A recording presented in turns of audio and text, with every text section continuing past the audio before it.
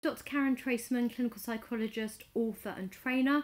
Today we're going to talk a little bit about this card from my therapeutic treasure deck of grounding, regulating, soothing and coping cards about our worries. And it's really about different ways of trying to reduce or minimise or give ourselves a bit of emotional and physical distance from our worries. Some of those thoughts that are buzzing around in your head like bees going round or whirling around like in a tumble dryer, and that we can just feel full up, sometimes a bit like our head is spaghetti. So in essence, it's finding a way to either write down your worries, draw them, sculpt them, and then some people might actually want to get rid of them physically. So you might have written them and you want to rip up the paper. You might have drawn them on toilet paper and you flush it down the chain. You might want to lock it away in a locker or in a drawer. There's lots of different ways. Some people might want to release it onto a balloon and watch it float above. Other people might want to put it like a message in a bottle. There's no right or wrong way. But for other people, it's just about expressing it and getting it out and looking at it with a bit of perspective.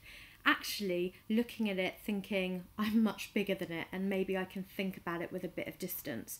So there's loads of different ways you can do that, and you need to find what works for you or the person you're supporting. But just some ideas to get you started. And I've got loads more ideas in both my Binny the Baboon book, which is focused on anxiety, my Presley the Pug book, which is focused on emotional regulation, or my therapeutic treasure box. But so some ideas: writing down some of your worries or thoughts in a diary, in a journal, making your own book where you're just getting them down. Some people might like to make video clips of them, or vlogs or blogs, but where we're writing them down, poems, raps, stories. Other people might want to put them in a box, such as a worry box or a worry container. They might want to make or decorate their own.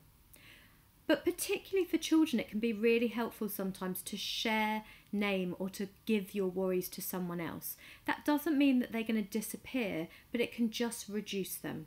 That might be through things like worry dolls, worry fairies, a worry wizard or a worry wand. That's also through things like thinking about having stones or rocks which represent worry weights and how we can push them aside or give them to someone else to hold. Loads of different ways. Some other bits which I have is, for example, this worry plaque. You can get this or a keyring one, which is from the Irish Fairy Doll Company, where children can actually put their hands on it and the light changes from red to green so that they are sharing and giving their worries. Other ones that I've got from my book, Binny the Baboon, who's got a zip in her tummy, and what's fantastic is inside her tummy she's got all of these different coloured butterflies where people can write down their worries, share them, talk about them, and have a way to express and externalise them. I've also got my other characters, Presley the Pug and Neon the Nightmare Ninja, which both give ways for children and some adults to be able to express and give them to other people. There's lots and lots of different ways of doing that. There's wishing dust and all sorts of things, but I hope that gives you just an idea and flavour of some of the ways that we can once again give ourselves some emotional and physical distance so that we can see that we can look at it, we can problem solve, we can think about it, but also just having that sense of being able to really try and reduce it, to say it out loud and to name it. As Dan Siegel says often, to name it, to tame it. I hope that really helps and look forward to hearing what you think. Thank you.